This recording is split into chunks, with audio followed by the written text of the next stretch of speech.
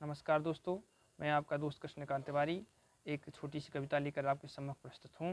इसमें किसानों के साथ हो रहे अन्याय का मैंने चित्रण किया है और वर्तमान में जो खाद को लेकर स्थिति बनी है उस स्थिति से ये शब्द प्रस्फुटित हुए हैं जो आपके समक्ष प्रस्तुत हैं।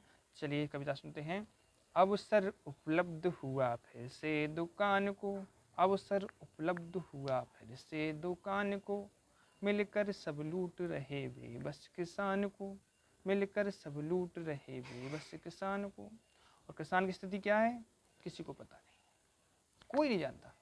प्रशासन मौन है, जिम्मेदार कौन है, प्रशासन मौन है, जिम्मेदार कौन है, न आधा न पौन है, दुगने का हॉर्न है, दुगने का हॉर्न है, मिटा कर किले स्वयं ही, मिटा कर किले स्वयं ही, ढूंढ रहे खंडहर मकान को, मिलकर सब लूट रहे बेबस किसान को।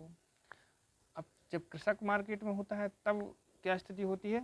जब कृषक की तौल हो, जब कृषक की तौल हो, मूल मिट्टी मोल हो, कर्ज का वसूल हो, कृषक का समूल हो, कर्ज का वसूल हो, कृषक का समूल हो। रख कर हृदय पर भारी पत्थर, रख कर हृदय पर भारी पत्थर, सब दे देता दुकान को, मिलकर सब लूट रहे बेबस किसान को, मिलकर सब लूट रहे बेबस किसान को। और जब किसान मार्केट में खरीद के लिए होता है तब क्या होता है? बीज को किसान हो, मूल्य आसमान हो, बीज को किसान हो, मूल्य आसमान हो, सकते में किसान हो, फायदे में दुकान हो, सकते में किसान हो, फायदे में दुकान हो। फिर भी कर लेता है सब, फिर भी कर लेता है सब, जीने को जहान को, मिलकर सब लूट रहे बेबस किसान को। अब रोपने का वक्त हो, रोपने का वक्त हो, मशीनरी सख्त हो, रोपने का वक्त हो, मशीनरी विभक्त हो, डीजल सशक्त हो, चूसने को रक्त हो। सब कुछ जब किसान खेती करने के लिए उद्यत होता है तो उस समय पे सब कुछ आसमान, डीजल भी आसमान होता है, खाद भी आसमान होता है, बीज भी आसमान होता है, सब।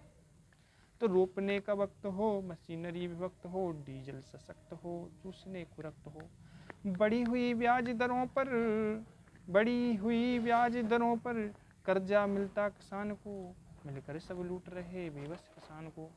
फिर क्या कि कर्ज, फिर लेकिन किसान कितना सहनशील होता है इसका चित्रण मैंने किया है कि कर्जा भी लेता है, कर्जा भी लेता है, भारी ब्याज देता है, सब कुछ सह लेता है, दयनीय प्रणेता है।